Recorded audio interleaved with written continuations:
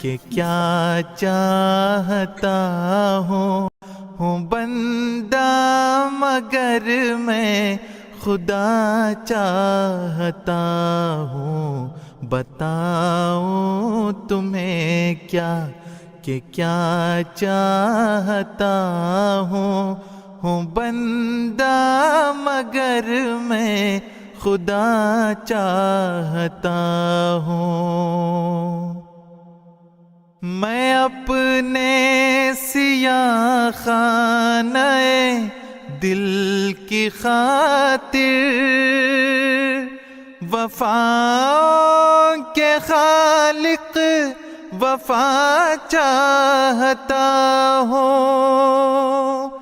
جو پھر سے ہرا کر دے ہر خشک پودا چمن کے لیے وہ صبا چاہتا ہوں.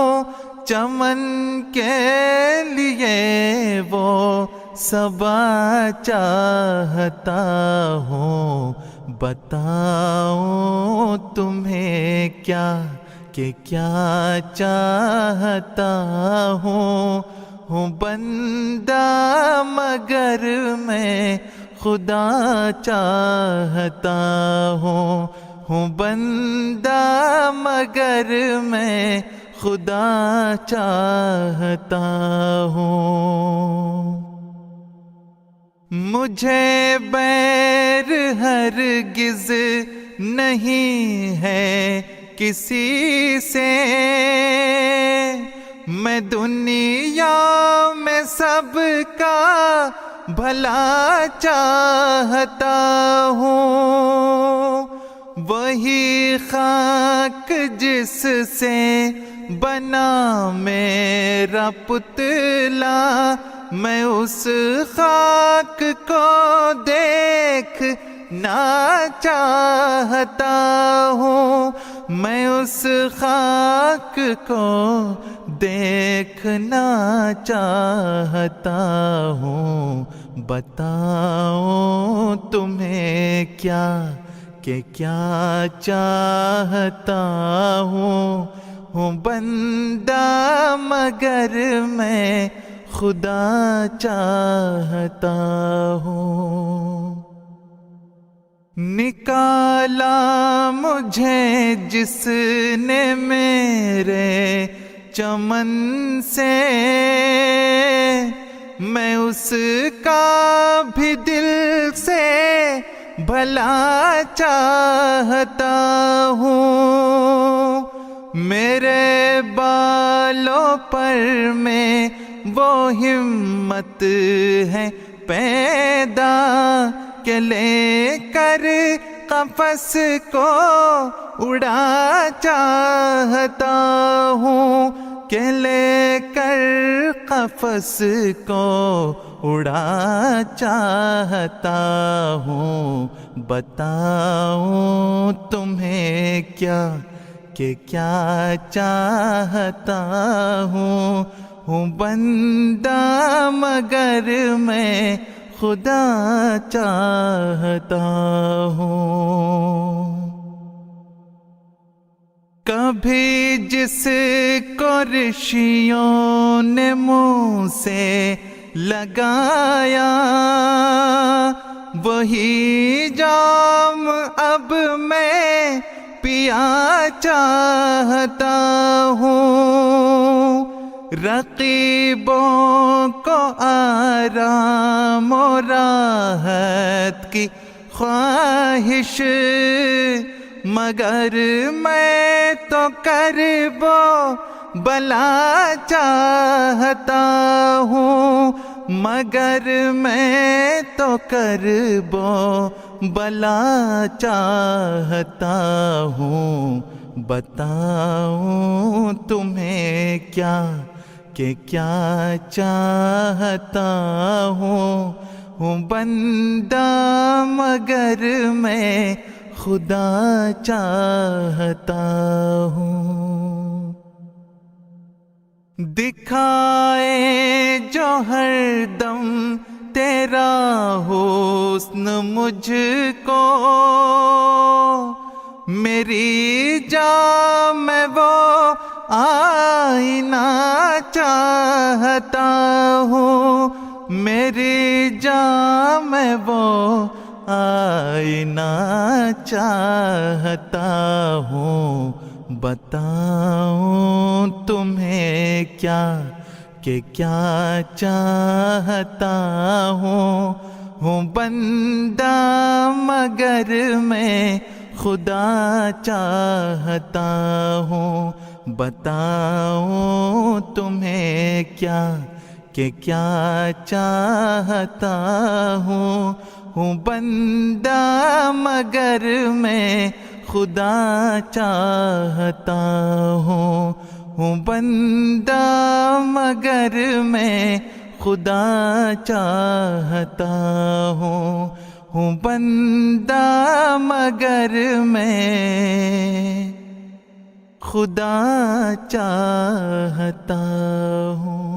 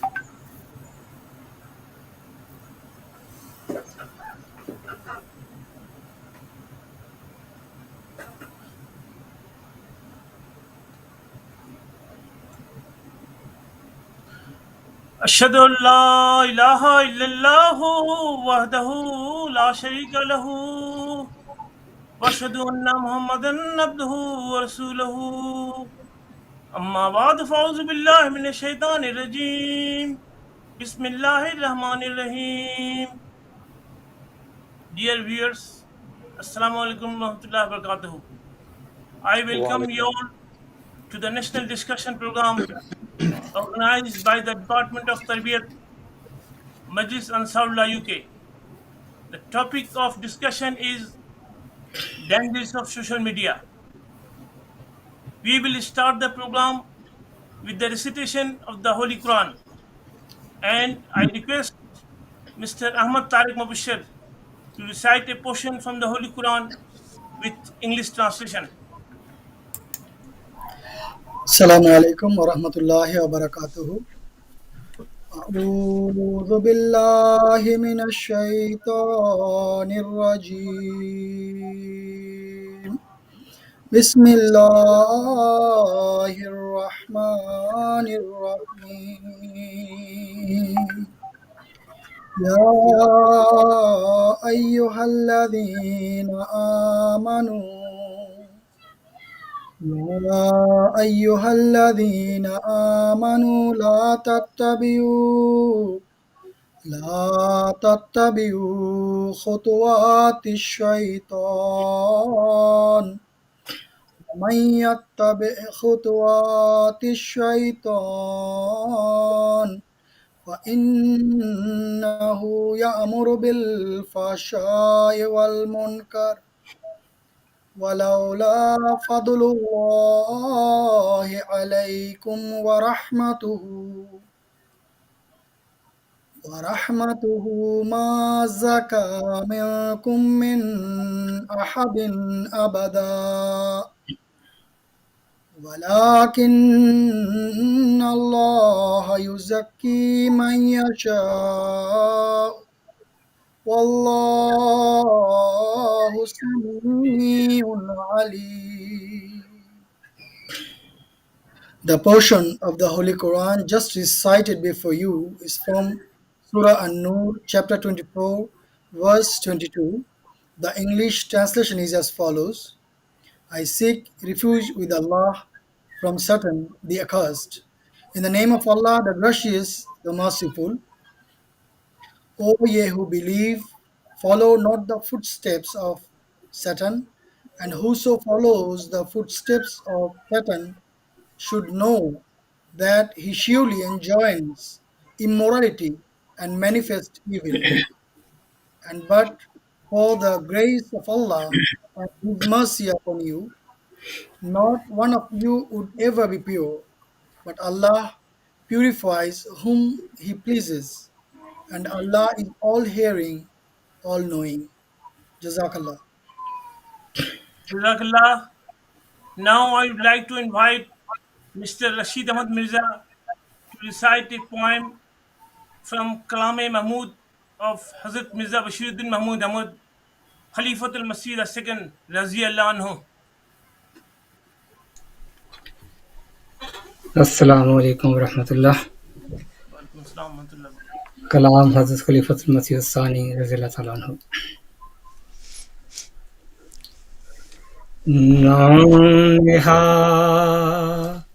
لان جماعت مجھے کچھ کہنا ہے،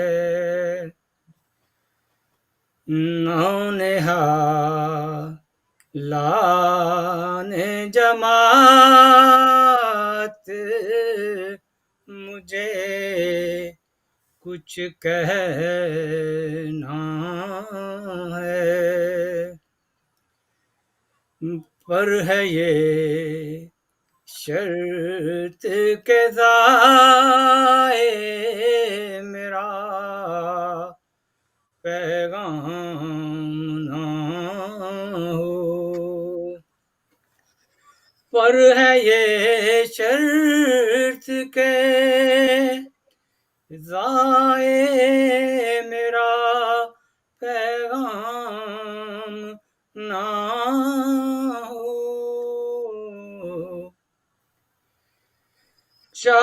چاہتا ہوں کہ کروں چند نثار تم کو، چاہتا ہوں کہ کروں چند نثار تم کو، تاکہ پھر بعد میں مجھ پر کوئی الزام نہ ہو، تاکہ پھر بعد میں مجھ پر کوئی الزام نہ ہو، جب گزر جائیں گے ہم تم پہ پڑے گا سب بار، جب گزر جائیں گے ہم تم پہ پڑے گا سب بار، سستیاں ترک کرو طالب آرام نہ ہو، سستیاں ترک کرو طالب آرام نہ ہو، خدمت دین کو ایک فضل الہی جانو، خدمت دین کو ایک فضل الہی جانو، اس کے بدلے میں کبھی طالب انعام نہ ہو، اس کے بدلے میں کبھی طالب انعام نہ ہو، دل میں ہو سوز تو آنکھوں سے رواں آنسو،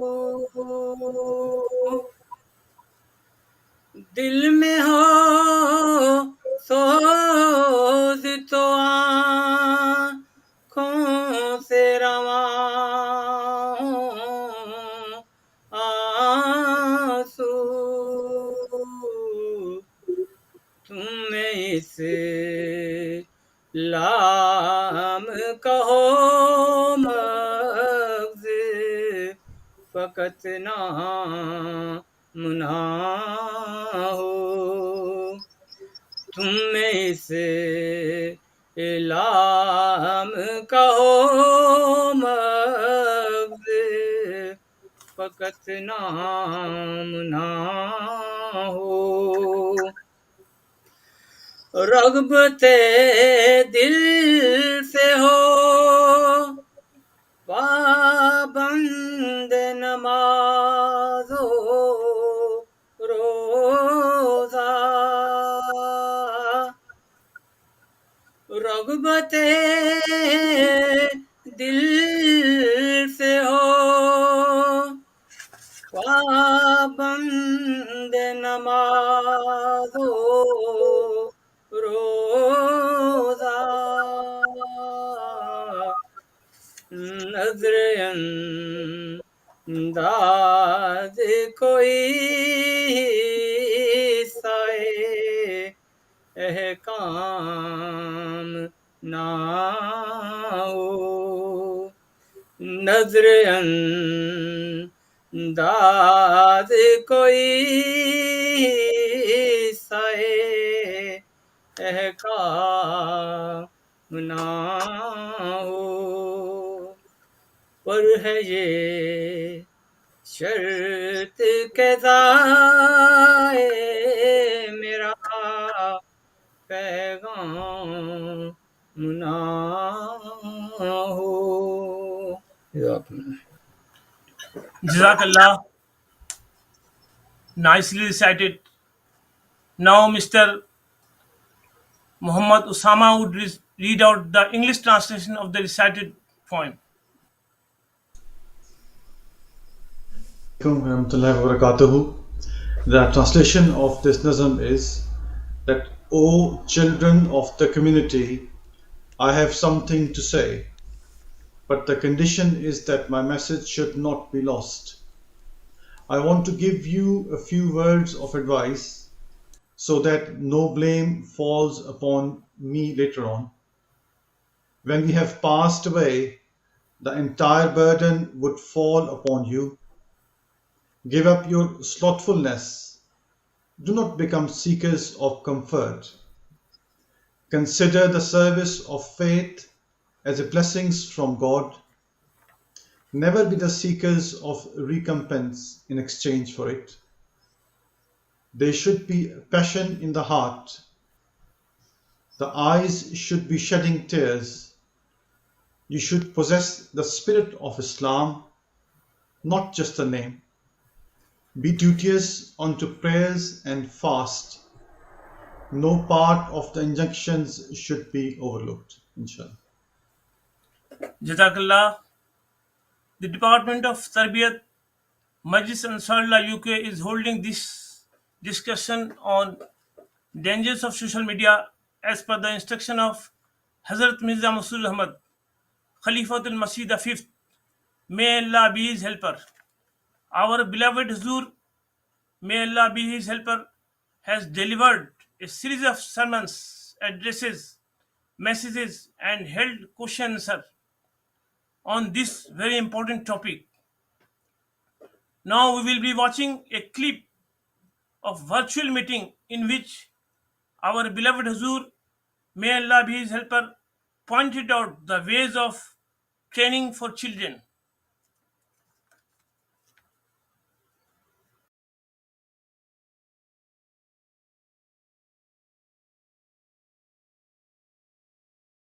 Members sought Hazur's guidance on how to prevent children wasting time on online games and the internet. بات یہ ہے کہ اب تو جو سائنسدان اور ڈاکٹر یہ بھی کہتے ہیں کہ بچوں کی نظریں خراب ہوتی ہیں، ان کی سوچوں پہ اثر پڑتا ہے، اس لیے بچوں کو انٹرنیٹ اور گیموں پہ اور ٹی وی پہ 1 گھنٹے سے زیادہ 24 گھنٹے میں نہیں بیٹھنے دینا چاہیے. لیکن آج کل کیونکہ اسکول بند ہو جاتے ہیں کرونا کی وجہ سے، پڑھائیاں بھی بند ہیں، تو انٹرنیٹ پہ بھی آن لائن پڑھائیاں زیادہ ہو رہی ہیں. لیکن بہرحال پھر بھی اس قسم کی جو گیمیں ہیں نا جو وقت ضائع کرنے والی ہیں، اور پھر وقت ضائع کرنے والی نہیں بلکہ پیسہ ضائع کرنے والی بھی ہیں. اس پہ آپ پیسے دے کے تو گیم کو خریدتے ہیں، اور پھر گیم کی کا جس طرح نشے کا عادی انسان ہو جاتا ہے، اس طرح گیموں کا بھی عادت پڑ جاتی ہے ان کو کھیلنے کی، اس کے بغیر ان کا گزارا ہی نہیں ہوتا. ان گیموں کے دوران بچوں کی جو گیمز ہوتی ہیں ان کے دوران غلط قسم کی جنسی بے راہ روی کی باتیں بھی بیچ میں اشتہار کے طور پہ ڈال دیتے ہیں، اور وہ جب اشتہار سامنے آتے ہیں گیم کھیلتے کھیلتے تو بچپن سے ہی بچوں کے دماغ جو ہیں وہ زہر آلود ہو رہے ہوتے ہیں ان گندی باتوں سے، اور بڑے ہو کے پھر وہ ایک اور نہج پہ چل پڑتے ہیں. اس لیے ایک تو یہ ہے کہ ماں باپ کو یہ توجہ رکھنی چاہیے کہ بچے جو بھی گیم کھیل رہے ہیں یا پروگرام جو بھی دیکھ رہے ہیں انٹرنیٹ پہ یا ٹی وی پہ وہ کون سا ہے، اور اس کی نگرانی رکھیں. اور پھر یہ نگرانی رکھیں کہ ایک خاص وقت معین ہے، اس وقت معین کے علاوہ تم نے نہیں دیکھنا. ان کو بتائیں، ان کو سمجھائیں کہ تمہاری نظر خراب ہو جائے گی، تمہاری سوچوں پہ فرق پڑے گا، اس لیے بہتر ہے کہ تم کتابیں پڑھو اس کی جگہ. جو برین کی ڈیولپمنٹ کے لیے زیادہ بہتر ہے.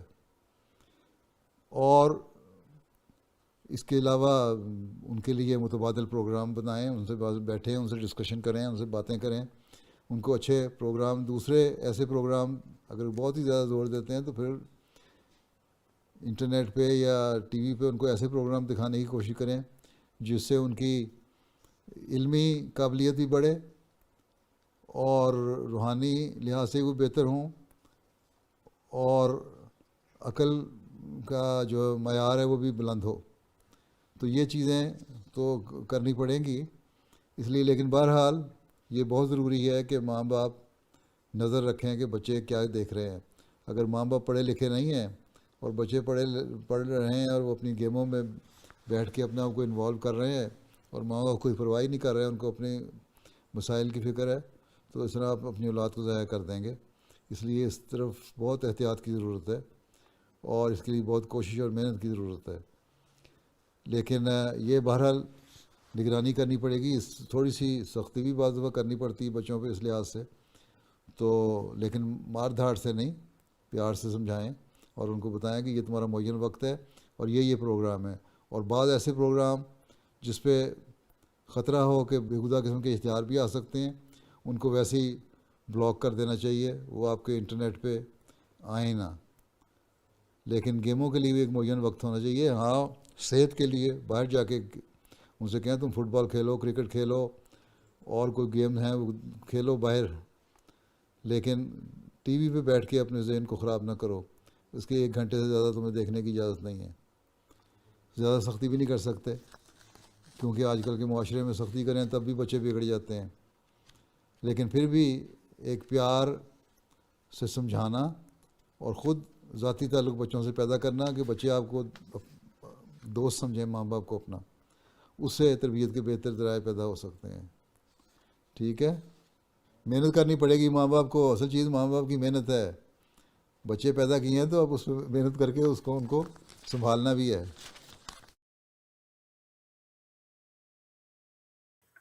May Allah enable us to follow our beloved Hazur's instruction properly, and may we excel in service and become strong helpers of the Khalifa of the time and proud progeny of Islam and Ahmadiyyat. Ameen. Our keynote speaker for today's discussion is Mr. Qasid Moin Ahmad, who is a Waqf now. Mr. Qasid entered in Jamia Ahmadiyya UK in 2006 and graduated in 2013. After completion his education from Jamia Ahmadiyya UK, he spent time as a missionary in Ghana, Spain, and Rabwa before being posted in MTA Programming Department in 2014. He has been serving as editor of the weekly Al-Hakam newspaper since March 2018. Now I would like to invite Mr. Qasid Moin to speak on the topic, which is dangers of social media. Jazakallah. السلام علیکم ورحمۃ اللہ. اشہد ان لا الہ الا اللہ وحدہ لا شریک لہ واشہد ان محمدا عبدہ ورسولہ. اما بعد فاعوذ باللہ من الشیطان الرجیم. بسم اللہ الرحمن الرحیم. We're all very familiar with the term social media. I'm sure the Ansar here, perhaps some of you know even more than me, what exactly the dangers are of social media. But we can all learn from each other, and I would encourage the Ansar. I believe there are some questions after this talk that I have. So if any of the Ansar brothers wish to contribute to this, to what I have to say, because what I say will not necessarily be conclusive in the sense that social media is still a danger that is still new to the world. And having said that, there are a lot of aspects that perhaps I may not be able to touch on. So if you do feel that you can contribute, please do. And I'm sure the team afterwards will compile any sort of contributions you'd like to make, and then they will later on address those issues as well. But like I said, we're all very familiar with social media and exactly what that entails. And there are many platforms of social media. I mean, for example, just to list a few, you've got Facebook, Twitter, Instagram, Snapchat, TikTok, WhatsApp, and the list goes on. There is just so much out there, so much choice. And at the face of it, everything may seem very similar in the sense that, everything may seem very different in the sense that everything seems to have a specific exclusive purpose. And the interfaces may obviously be different, but they all have one goal. And the goal is for each and every one of us to bear everything in front of the world, the good, the bad, and the ugly. Now, when talking about the harms of social media, if you address it head on, some of the harms that come to light are mental health issues. So, for example, we have the younger generation who, or even the older generations, in fact, who are struggling with mental health as a result of social media. And that those mental health issues have led to depression, loneliness, anxiety, and it's gotten to the point where it's even resulted in self-harm and suicide, or suicide.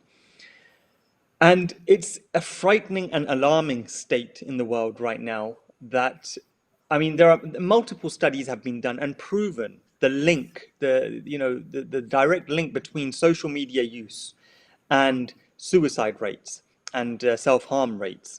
So this is something which, it's not just inconclusive. This is very conclusive. This is something which is proven, and it's something that the world is quite frankly concerned about.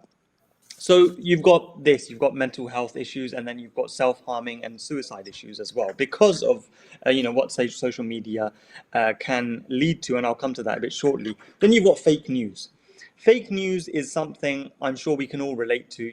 Fake news, basically, in essence, it means forwarding and passing on information which has not been ascertained whether it's accurate, whether it's credible or authentic, and it's just being passed on and forwarded to another 12 to 50 contacts, and then there's a vicious cycle of fake news just getting out there. So a recent example of this is in the time of coronavirus, and how at the onset of the COVID-19 pandemic, there was, and even still there is, a lot of controversy to do with how the COVID-19 pandemic is a farce, and that it isn't genuine, and that it's something that the governments have perhaps made up, or they're passing it on to members of the public. And unfortunately, this led to a lot of deaths. Whether or not it was directly linked with the fake news, that's another thing. But regardless, this fake news does unfortunately get out there. It does have an impact on people. Conspiracy theories are spread through fake news.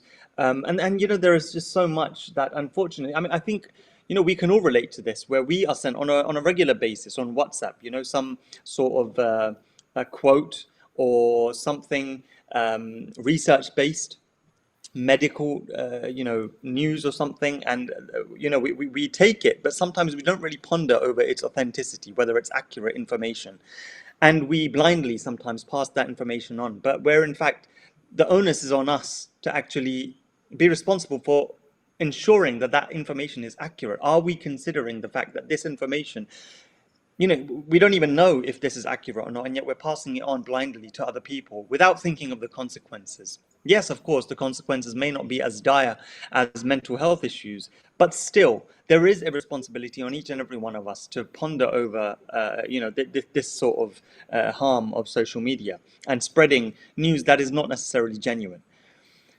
Then you've got elements of political turmoil, which has turned up in recent times. So, for instance, if you take a look at the United States government and how social media had a big impact on the elections at the time of, I believe it was when Joe Biden was elected, or if not before that, I believe.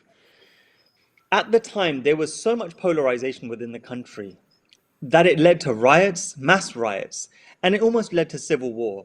And experts now talk of how social media can lead to one day, perhaps, if it does go very sour and ugly, to civil war. Which country it may be, that's not decided yet, but it is not just the USA that has suffered from this. There are various countries, for example, Brazil and France and various other countries in their election times who, as a result of the influence and pressure of social media, and I think brainwashing maybe is perhaps an extreme word, but in some ways I may be correct in using that word. That the social media users were so brainwashed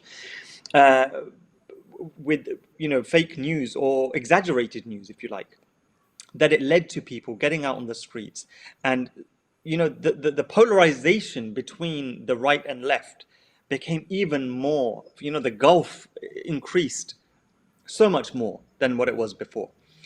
And so this is something which is a big concern to the world right now. Now, social media is a result of the technological advancement that we are all, witnesses of. There is no denying that technology has advanced at a substantial, at a remarkable rate. Now, since the 1950s, generally, if you see, in terms of science, there has been a lot of progress. Especially, if you go back to the time of the Promised Messiah, but more recently, if you go back to 1950, for example, if you look at the car. The car is, a vehicle that has, in the 1950s, if it could go at a certain speed, now perhaps, we've increased by double that speed. So that's one example. But when you look at technology and when you look at computer processing, and you see the immense growth, the sheer growth of computer processing, it is exponential.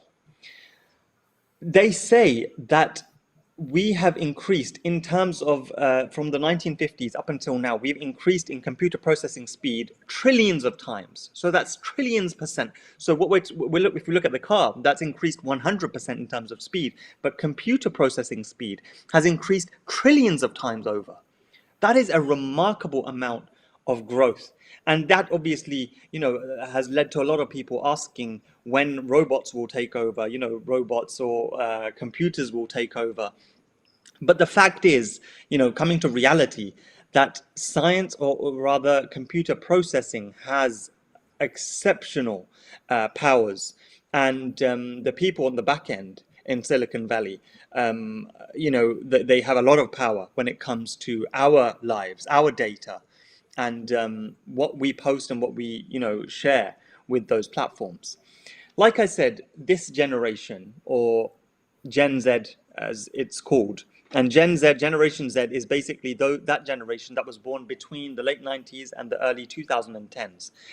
This generation is, unfortunately, and it is a reality, that these are the guinea pigs. These are the lab rats who are being experimented on. And time will tell exactly what harms come out of extensive social media use. From a young age, unfortunately, we see 8-year-olds, 7-year-olds, 6-year-olds even. I'm sure that, even younger than that, up until the late teens. And we see a big problem of people, of these youngsters, in their vulnerability. They believe that they're doing what they know is best for them, sharing their life, posting pictures, posting comments, and sharing their views with the world. But what's happening is that these the adverse effects of that are now coming to light, and it's something which is very alarming. But I'm sure even more research is needed in this respect, in terms of science, in terms of mental health, in terms of the physical and mental toll it takes on these youngsters later on, and how they lead their lives later on. So the crux is that this generation is, just a science experiment right now, and that's an unfortunate truth. Hazrat Khalifatul Masih V, ayyadahullah ta'ala bin Nasr al-Aziz, has time and again, warned us of the harms of social media since the very beginning. He warned us of, for example, he told us about Facebook. He said that the owner of Facebook, the founder of Facebook, his ethos, he declared openly that he wants its users to bear themselves openly, bear themselves, whatever they are inside, whatever they are, whatever they believe in, whatever they do, share pictures and put themselves out there, the good, the bad, and the ugly for the world to judge. This is something which Hazur warned us of and said that this is, and at another place, someone asked Hazur about, explaining this a bit more regarding Facebook and social media. And Hazur said, I can get my work done without using Facebook, without using social media. If you feel that you can't get your work done, then so be it. Then you're free to use it. But at the same time, you need to bear in mind the negative repercussions. Now, as for the solutions, inshallah, I'll come to that a bit later on. Now, having said that, I've given a bit of a morbid sort of a grim sort of outlook on social media. But the fact is that social media does have its advantages, and obviously, for obvious reasons, people do use social media, widely use social media. For example, bringing friends together, bringing old relatives together, people who haven't met for a long time, bringing them together. And that's, a positive aspect of social media. Tabligh is something that we conduct on social media, and it's very useful in terms of, getting news out there and sharing information, authentic information as regards the Jamaat's activities and Hazur's engagements, etc. But the fact is that we need to remember that it isn't technology. It's not technology per se that is the biggest threat.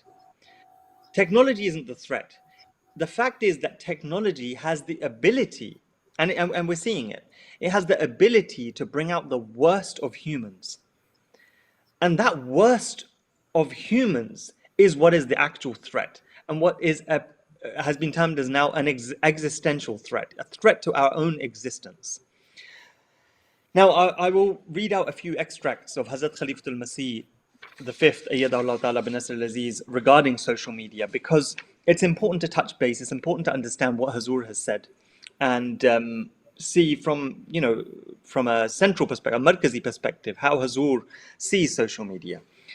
Regarding children with phones, Hazur once said, there is a widespread problem here of children demanding from their parents to buy them mobile phones. Some are just 10 years of age and say that they should have a mobile phone. They demand that they should, have a mobile phone. Are you doing some sort of business? Hazur is asking those children, are you doing some sort of business? Or are you doing some kind of work in which information is required to be accessed every minute? When asked, they reply, we need to call our parents. Hazur says, if your parents are not worried, then there is also no need for you to worry, because phones can also lead to bad habits. Now, it's a fact that at a young age, it is strongly discouraged for children to be using social media. The age range that is given for people to start using social media is around 18. Maybe some people say 16. But I mean, there is no hard and fast rule. There's no medical rule. And I'm sure in later years we may see some medical, age restriction on the use of social media. Because I personally, I personally believe that there should be. Whether it comes about or not, that's a separate issue. But social media should not be openly, explicitly just given into the hands of a 8-year-old, a 10-year-old, and then for them to expect to know how to use it. Yes, it seems very easy, it seems very straightforward, but the fact is that there are a lot more repercussions to social media, a lot more complicated consequences to social media than what meets the eye. Then Hazur talks about mixing of girls and boys on social media. Hazur says, these days text messages are sent using mobile phones. It offers a very inexpensive way to waste time in frivolity and talking with those who are not mahram, i.e. those people whose non-marriageable relatives according to Islam. Very casually it is said, it was only a text message. It's not like we're talking. Hazur says contacts are developed with others when a girl's female friend gives the phone number of a male friend of hers, or contact numbers are exchanged in some way or another, and text messages start getting exchanged over the phone. Ahmadi girls should stay away from these things, and likewise, the Ahmadi men listening to this should also safeguard themselves from this. Then regarding the harms of social media and how they're becoming a lot more manifest now.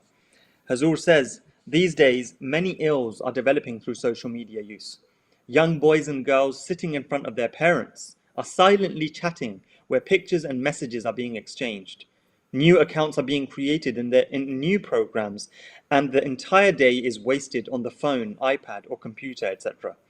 This leads to worsening of morals and gives rise to irritability in character, and the children quickly become out of control. Hazur says, this leads to worsening of morals and gives rise to irritability in character, and the children quickly become out of control. All these matters need attention, and there is a need to impose limits. For this, you will need to think about creating alternative means of occupying them. Now, this is obviously, one way which Hazur has instructed Ansarullah to understand exactly what sort of an enemy we're dealing with here when it comes to social media, because social media is an enemy. It's lurked into our homes, and where its pros are, its cons are now becoming apparent. Unfortunately, we've seen time and again of families struggling to cope with, mental health issues or behavioral issues. Hazur refers to irritability here in character. This is something which has occurred in families in the Jamaat, within the Jamaat. And Hazur has referred to this, and this is a problem which is being tackled. And, inshallah, we pray that this is something that we can overcome.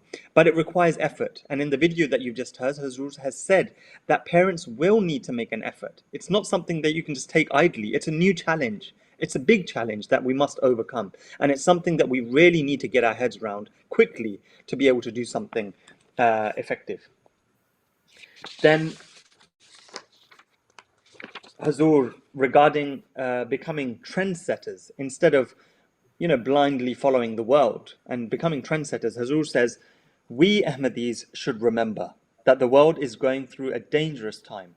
Satan is aggressively striking from all directions, and if Muslims, and especially Ahmadi Muslim men, women, and youth, do not try to uphold their religious values, then there is no guarantee of our future.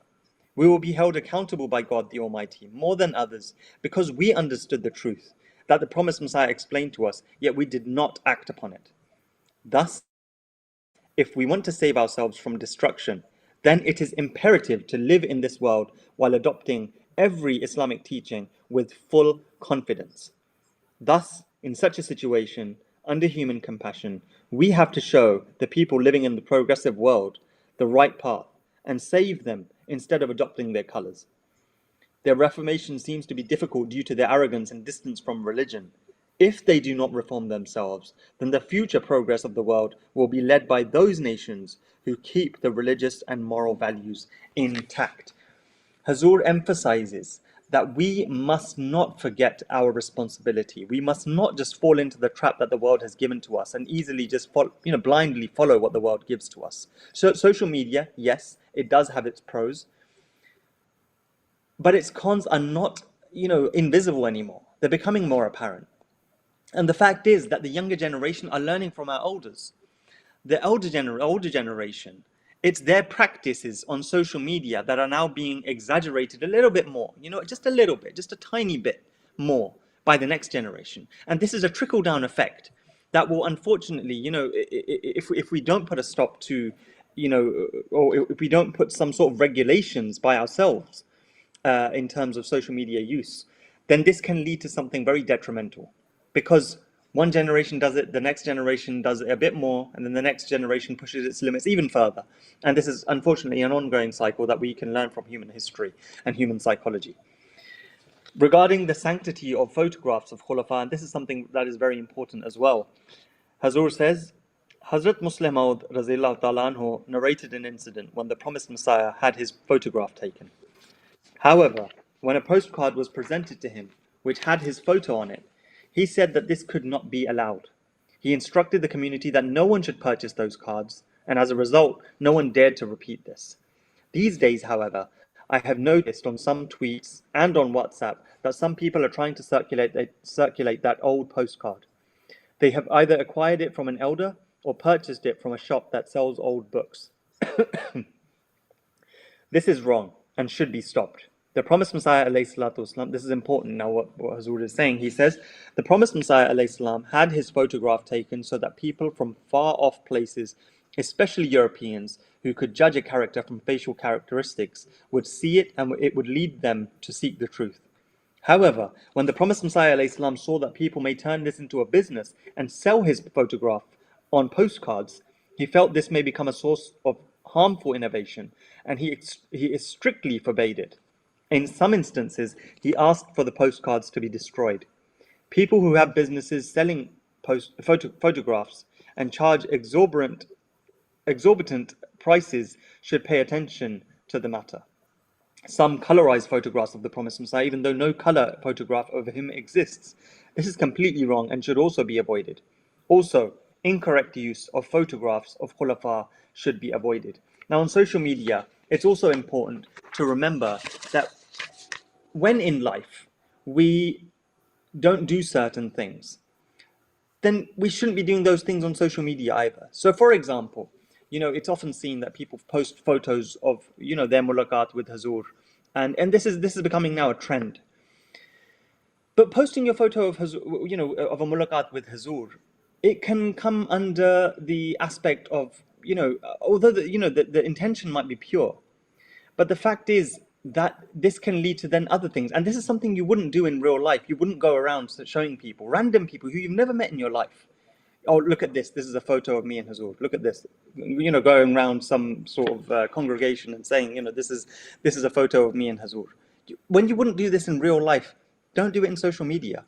For example, we wouldn't, blindly start talking to a person of the opposite sex on the streets, in a mosque environment, just blindly, start chatting to them. So on social media, we shouldn't be doing those things either with someone who is non-mahram. Unless it's a relative, that's a separate thing. So these things, we need to bear in mind that what we won't do in real life, we shouldn't do that on social media either. There needs to be some sort of consistency of our lives, because when inconsistencies arise, that is where a problem arises as well. Inconsistency, I mean, between our real life and our life on social media, because that is a virtual life that we're living, and we need to avoid that becoming a virtual life and that remaining part of our lives. Now, in conclusion, the fact is that social media isn't going anywhere. Social media is here to stay. And as much as we want social media to disappear, it doesn't seem like it will. So many people, too many people, have profited from it and are profiting from it.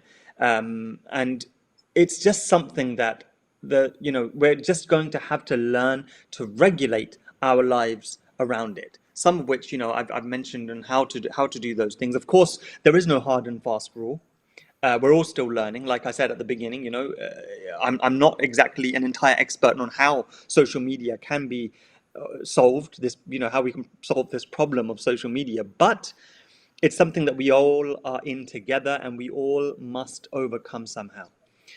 There's a famous saying regarding social media. It says that there are only two industries in the world that call their customers users: illegal drugs and software.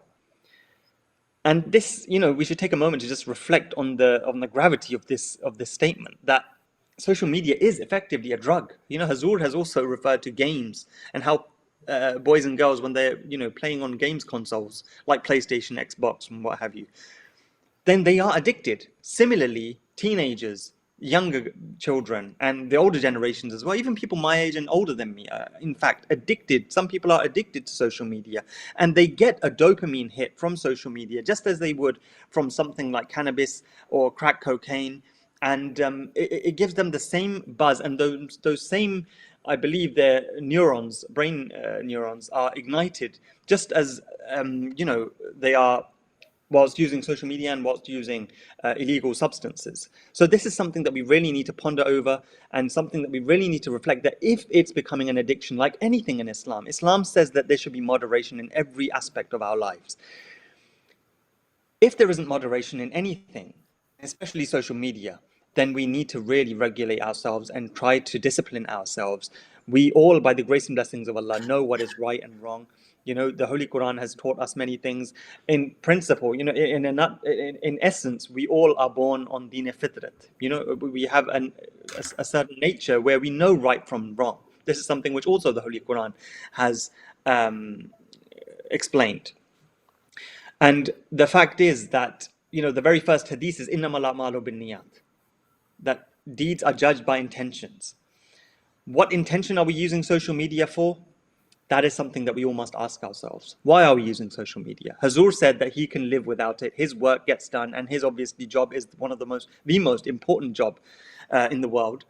He can do his job without the use of social media. Can we?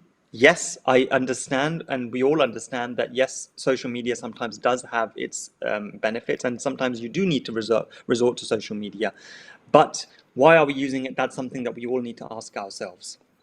Now, we also need to remember that when our sons and daughters post pictures of themselves on social media, or compare themselves to others, or post their opinions, on Twitter, and in the hope that perhaps they're going to get some positive reinforcement, we must remember that we were designed, as human beings, we were designed to care about those people around us, the family members, immediate neighbors, and the local populace, and, relatives, wherever they may be.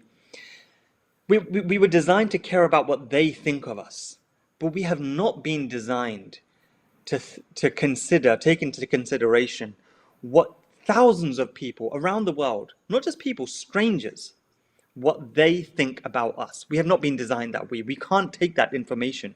It's brutal. And only with, immense training can you take that burden of, having or be judged by people who are strangers, frankly, and who don't know you. Thousands of people like that. Now, the practice of likes, the practice of thumbs up, retweets, and positive reinforcement, we need to remember that it doesn't give accurate information. That is a very temporary, short-term, short-lived assessment of a opinion that you share, or of a photograph that you share, or and that is another thing. We should also be thinking about whether we need to really post photographs of ourselves, selfies of ourselves, where Hazur has limited the Ahmadi ladies from posting selfies or pictures of themselves.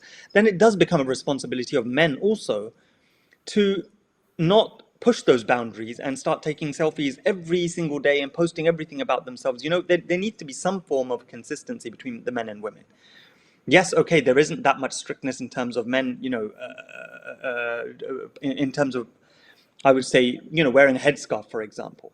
We don't have to do that. But there needs to be some form of haya. There needs to be some form of modesty, which we adhere to. Is it really necessary for us to be posting pictures of ourselves on a regular basis?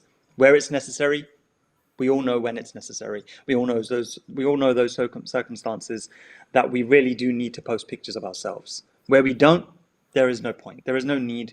And, it just comes under the category of vain, frankly, which the Holy Quran has told us to steer clear of. I was talking about this whole aspect of retweeting, likes, thumbs up, getting positive reinforcement, or attempting to try and get positive reinforcement from people outside. But the fact is that even if we do, it's short-lived, and whatever negative outcome comes of that, that is also short-lived, and that's also short-term. But the harms it has on our mental state are long-term. It leaves us feeling low. It leaves us feeling lonely. It leaves us feeling anxious, depressed, and it can feel us. It can make us want to do those things all over again, and it becomes a vicious cycle. Sometimes we get that positive reinforcement, sometimes we don't, and when we don't, we can, we may see our children stay up all night just to try and get that positive reinforcement in some way, shape, or form. Like I said, it's a drug. It's an addiction. And until you don't get that positive reinforcement, one who is addicted doesn't tend to want to put the phone back down until they get that dopamine hit.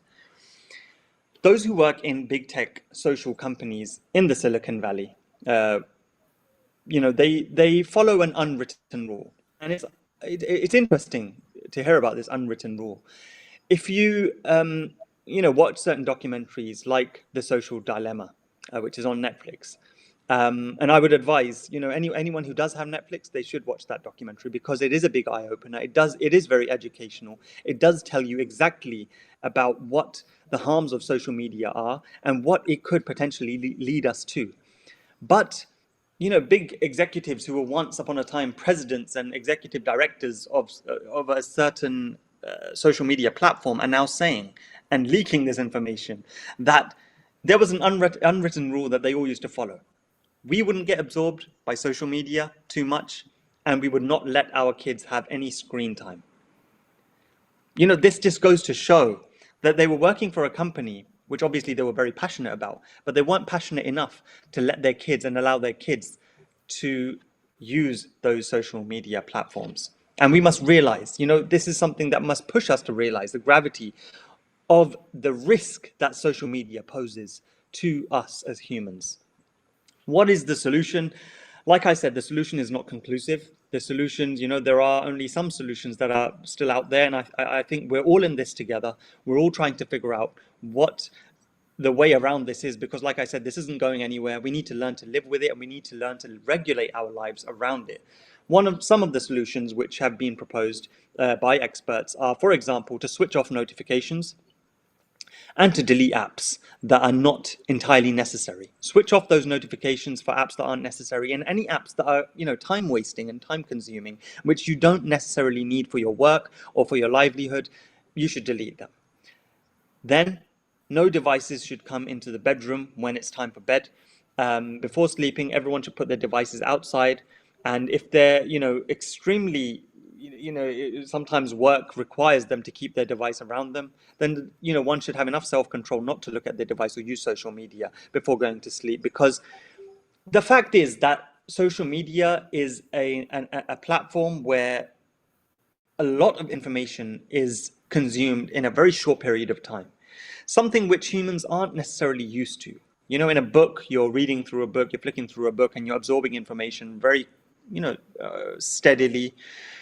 With social media, what happens is you're scrolling, and you're reading headlines, you're reading opinions, you're reading views, you're conflicted yourself. Your brain is boggled. You're mind boggled basically. Now, it's essential for us to to sleep, to get some healthy to lead a healthy lifestyle basically. If we're taking those devices to our bedrooms and before going to sleep we're using them, that is not going to allow us to zone out properly as we need. We're not going to get the recommended amount of sleep that we need. It's obvious why phones shouldn't come into the bedroom before going to sleep. Then another thing, which I mentioned earlier as well, no social media for children teenagers rather, between the ages of 16, up until the age of 16 or 18, whichever you deem appropriate. This is something I personally feel, and I'm sure, it's something which is very apparent now and very obvious, that social media shouldn't be used by children, because yes, it seems very easy to use, but the negative repercussions are so complicated that the innocent mind of a 10-year-old cannot fathom what's happening to them. They don't know anxiety like we should understand it, or not that we should have it. Astaghfirullah. I mean, it's something that we should be aware of, but something 10-year-olds are not even familiar with in the slightest. And when they're struggling with not just mental health issues, but then self-harm, it's a very worrying and alarming situation. A time budget also should be imposed for children. And if you ask your children, if you ask them honestly, if they're 12-year-olds, 13-year-olds, how much time do you really need in a day for social media? The likelihood is they'll give you a very honest answer, a very frank answer, and they will probably tell you something very reasonable. And so, speak to them, be at one with them, try and understand their situation as well. Allow them, if they really have to use it, although like I said, it's not advisable to give children the use of social media. But even in later years, 16, 17-year-olds, even when you're regulating their social media use, it's best to budget time. Ask them exactly how long do you need, and then assign certain times for social media use. This is just in a nutshell what I had to say, and this is something, like I said, it's very inconclusive, and I wanted to leave it open. It's a common enemy we all have in our homes, social media. It's something which comes with many goods. It's something which has come with very ugly bads and negatives as well. May Allah, the Almighty, enable us to conquer this enemy and overcome this enemy, because frankly, this is something which has already started to affect the next generation. May Allah enable the next generation to also see that social media has its harms, and may they stay away from its dangers entirely. Ameen. Jazakumullah. Jazakallah, Qasid Moin Sahib. Thank you very much for your thought-provoking speech. And now is the time for question and answer session. And I would request Mr. Muhammad Osama to conduct this session. Please. Jazakallah, Qaid Saab. We have collected some questions across the country, and I will ask those questions from our respected guest, Qasid Moin Saab, on today's topic. The first question is on about, somebody's asking that how long, according to you, is too long on social media? I mean, according to me, that obviously allows me some discretion. You know, it's my personal view. So what I'm saying for this question is not necessarily the answer that is on for you know, an official answer, if you like. But I think you know, when it gets to the point where you're so consumed by social media that you're struggling to put the phone down, that means that it's already too late, and that means it's already been enough time. Social media should not just be to fill in time. It should be for a specific purpose. And you should know exactly before you pick up the phone why you're about to use it. But the moment you don't know what you're doing, that means that it's already time to put the phone down. So I think that's a very conservative answer, and I think that should, you know, summarize exactly, you know, how much we should be using social media. Sakala. Okay. The next one is how the social media affects teenagers.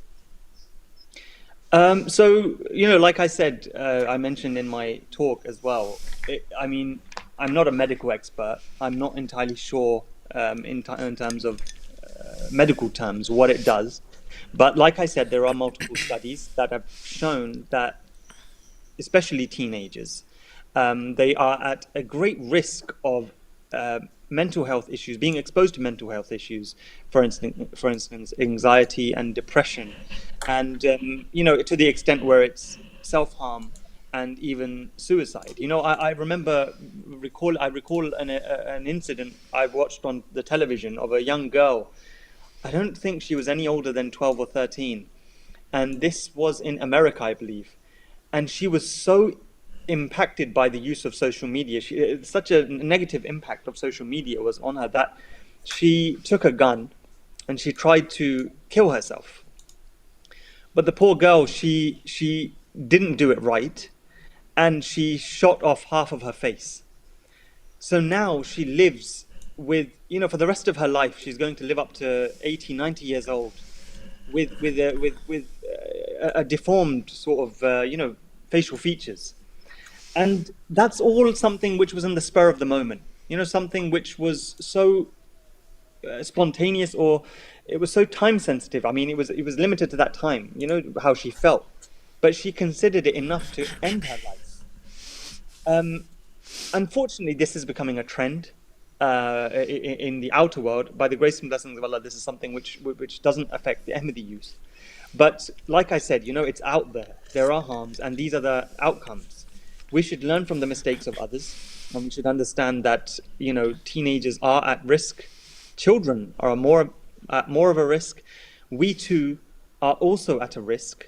But the thing is, we're at risk of putting our children's lives in jeopardy, because our children look up to us. You see, our children see us and they see what we're doing, how much, you know, how we're active on social media. Yes, it's necessary for you to keep tabs on social media and know exactly what's happening.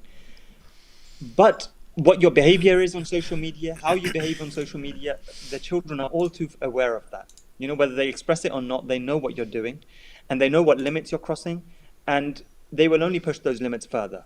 So it's best to, you know, keep those limits very, you know, close to your chest, rather than pushing those boundaries further. Sakula. Yeah, definitely teenagers have their own boundaries.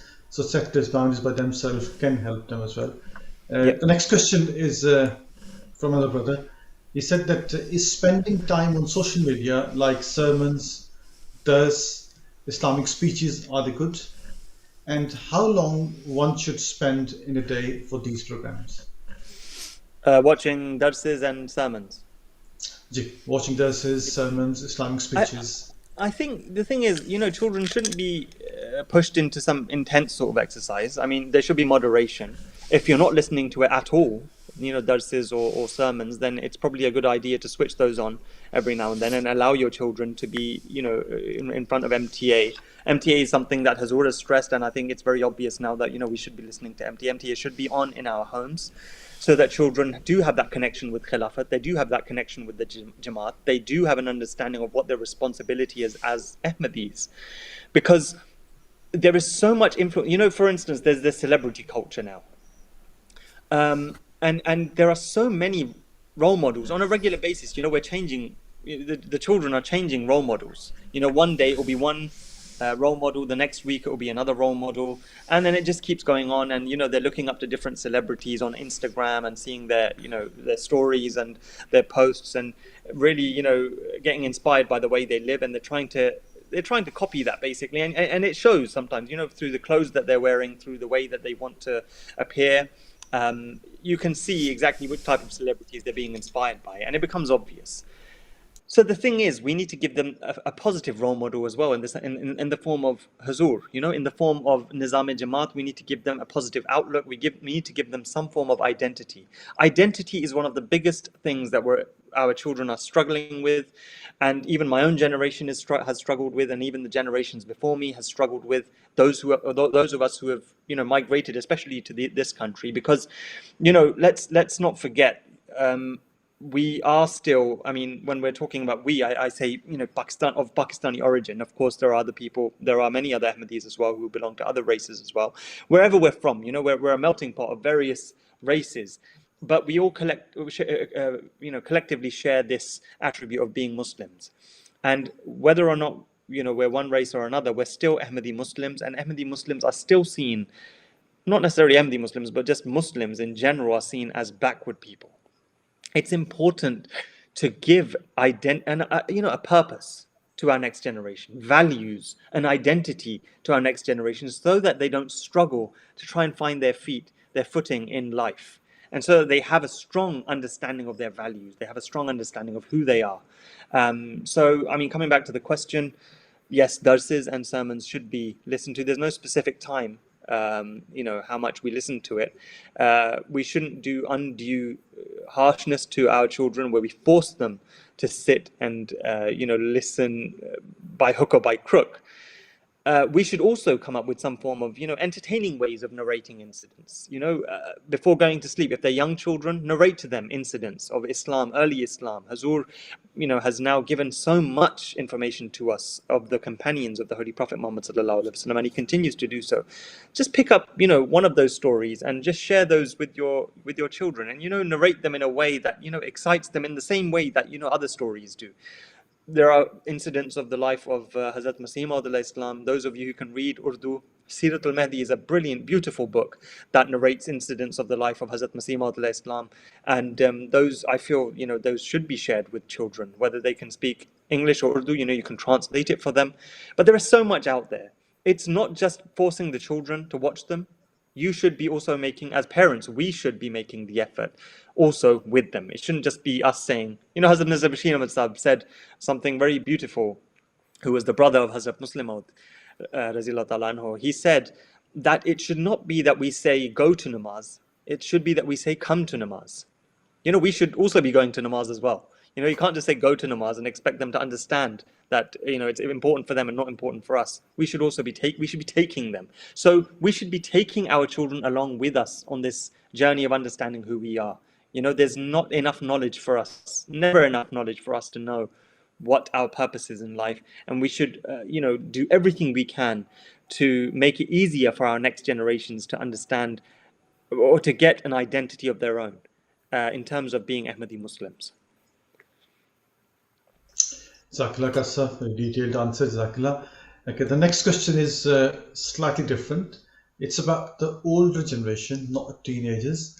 The question is that do you think there is a fear that the use of social media could negatively affect old people? Yeah, absolutely. I think, we've just spoken on that. Yes, definitely. I I think that the topic of the speech says it for itself, the dangers of social media. So yes, definitely. 100%. इसका exactly. Okay, the next one is that is again your opinion. That how do you say that? Please tell us how I can be safer online. Like I said, social media shouldn't just be used as a force of habit. Where, for instance, waiting for something, we're on the train or we're waiting for a doctor's appointment and we're in the waiting room and we're just scrolling through, or before going to sleep or wherever, what have you. It shouldn't become a habit. It shouldn't just become a force of habit. I mean, I personally remember using social media for a limited period of time. Um, when I say social media, obviously WhatsApp is included in social media as well. But WhatsApp, we all, I'm assuming we use it with the same purpose of, chatting with people we already know and not necessarily reaching out and, talking to people we don't know and sharing our views with people we don't know, and then that having an impact on us and, this going into this vicious cycle. But the thing is, I remember using platforms like Instagram and Twitter for my own personal use. And I remember feeling, I can understand, I can relate to the hollowness, the emptiness that you feel once things don't necessarily go your way. When you want to express a view and it doesn't go your way. I'm sure each and every one of us can actually, relate to this. For example, as Ahmadi Muslims, we post something about the Jamaat, and then you have anti-Ahmadi accounts, anti-Ahmadi Muslims, who then post vile and filthy abuse against, the Jamaat and our holy members of the Jamaat. So it's something that I believe,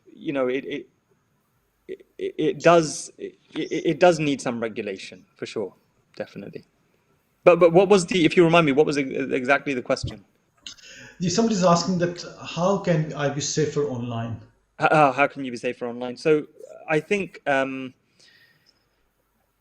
just, keep it to people you know, and try not to post too much information of yourself out there, because that's another thing which, if you post too much information, share too much information of yourself in public, then you're putting yourself at risk for obvious reasons. Try to be. The thing is, it's important to remember that before social media came along, we all stored our photographs in photo albums at home, in the sitting room, in the living room, on a bookshelf. But all of a sudden comes social media and we share that photo album. We're not just, our dear ones on a daily basis, on for a permanent basis, but we're sharing it with people we just don't know, frankly. We're sharing photos on Twitter, on Instagram, and we're posting them with, with unlocked accounts. One thing is, yes, you should have locked accounts, only allow people to view your pictures who absolutely know you. And then secondly, you shouldn't be sharing photos between boys and girls. Photos shouldn't be shared like that.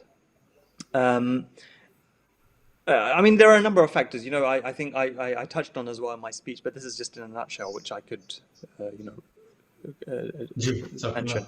Jazakallah. There's another question from another Ansar brother. They're asking that how long on an average person should spend on social media per day? Although you covered this bit in your speech, but if you can, please answer again. Yeah, this was one. This is quite similar to the first question. How much is too much? I believe it's too much when you don't know what you're doing, and you're treading into slippery slopes. You don't know exactly what you're doing on social media. You don't have a purpose. You should know exactly what you're doing there. It shouldn't just be to pass time.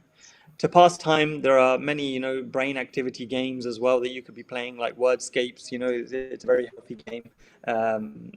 You could be playing stuff like Scrabble, if you really have to be on your phone. But it's advisable to not be on the screen. There was a recent study I observed regarding children and how they see mobile phones, because they see us holding our mobile phones, our devices, and we're scrolling. But to an innocent child of 2 to 3 years of age, a 1-year-old child as well, they don't know what this is. It's an inanimate object. It's just an object that you're staring into. You're staring into space to them. Whilst you're playing with your child, when you suddenly turn to your phone for 5 minutes, to you those 5 minutes may not necessarily be that long, but to your child who wants to play with you and who you've promised time to, play with and spend some quality time with, those 5 minutes are extremely long. And those 5 minutes have a detrimental effect on their self-worth. So for the sake of your children, your young children, spend time with your children. Spend time with your family members. It's a lot more comforting. It's a lot more, you feel more wholesome. And frankly, that's what human beings are more, familiar with, rather than looking into a blank screen, into a black mirror, as it is referred to, effectively. Exactly. Okay, the next question is only about I think the next question will cover on the mental well-being, like you discussed in your speech as well. They're asking that does social media negatively influence the well-being? If so, how? Mental well-being. They're asking the general well-being, but looks like to me they're asking that how social media negatively influence the well-being. If so, how? I mean, it can. I guess like I said, I'm not a medical expert. I'm not equipped with the knowledge to, promote that sort of information. But from a very general perspective, yes, it does have a very adverse effect on your mental health. It can have a very adverse effect on your mental health. It can make you feel low.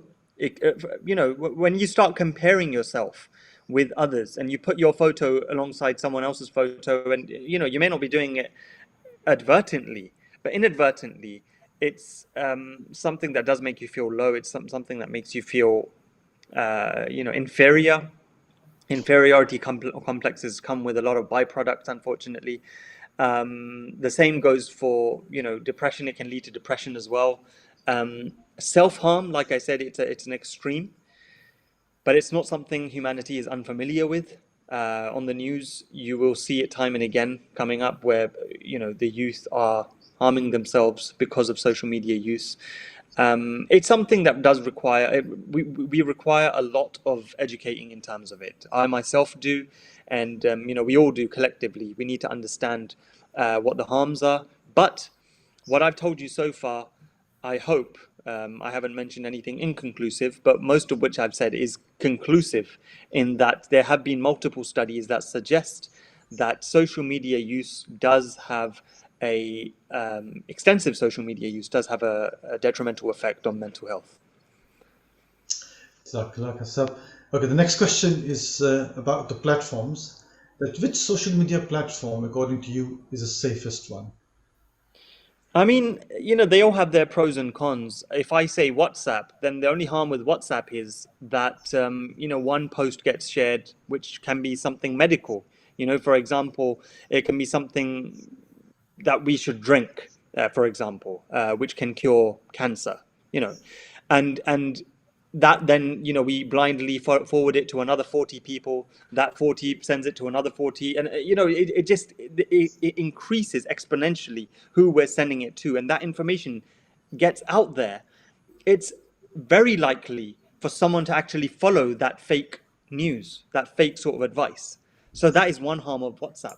So I don't think I can't really categorize specifically exactly what sort of social media is very safe.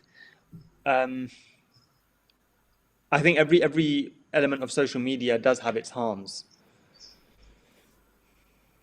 That's all I can say. Exactly. That's nicely covered. The last couple of questions are it's about the social media platforms and companies. How do they use my data? Somebody's asking that how they use my data, and what are the threats in this respect? Likewise, every social media is free nowadays, and every social media needs your personal details in there. So the question is that how social media companies use my data, and what are the threats in this respect? I think this is also an established fact now that social media companies do have a lot more information about us than we think. And it all depends on how much we're sharing with the social media companies. If we're very, particular about what, slides we sort of allow, what sort of boxes we tick, then obviously the social media companies won't have that much information or data about you. But then again, that information, it's not entirely understood what they are able or capable of doing with that information. There were leaks, there have been leaks recently, and although it doesn't necessarily relate to social media because it's not the social media companies that are doing it, but generally, even if it's social media or not social media, there are so many elements of danger with technology, with leaks getting out there. Um, I can't necessarily say that I 100% know exactly what the harms or what the risks are that are being posed by the data that is shared with social media companies. Like I said, I think this is something which maybe perhaps Ansarullah should look into, maybe perhaps bringing someone who works for these companies. We do have Ahmadis who are working in the Silicon Valley and the USA. Perhaps they can, shed better light on this than I can. But I think that's as explicit as I can get because I'm not necessarily an expert on this subject. Jazakallah Kasar, mashallah, covered very nicely. The last question which we received from one of the Ansar brother is that although you covered this in your speech, the question is specifically that what type of contents of social media are more harmful?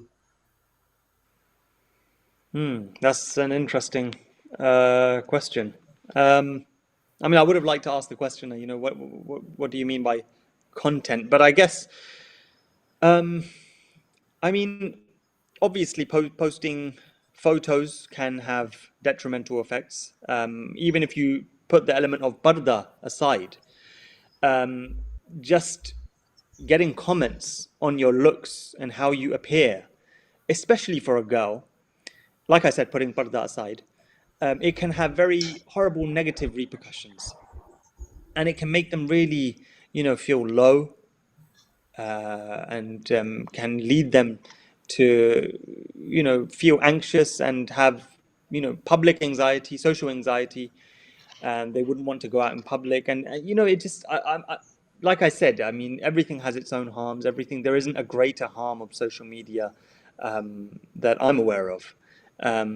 But pictures, and then obviously sharing information which is not accurate, and even if it is accurate, then expecting people to applaud you when in fact they won't always necessarily.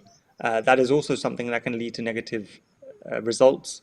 But yeah, nothing is more harmful than the other. Generally, social media, like I said, it's very uncertain exactly what elements are more harmful than others. What we do know is that there are harms. The harms, like I said, we've been discussing in this talk. Jazakallah Kasab, that's all the questions we received from Ansar brothers. I can pass on to our Naib Qaid Sahab, Mansoor Sahab, if he has any questions to ask you. Jazakallah. Jazakumullah. Jazakallah. Thank you very much, Kasih Sahib and Osama Said, for conducting the question answer. May Allah enable us and protect us always from the dangers of social media. Ameen. By the grace of Allah, Department of Tarbiyyat, Majlis Ansarullah UK has been able successfully to hold discussion on dangers of social media. I am extremely grateful to all the members who assisted me in making this program successful and express my sincere thanks and gratitude to all. May Allah reward you all immensely. Amin. We conclude this session with silent prayer. Will you please join me in silent prayer?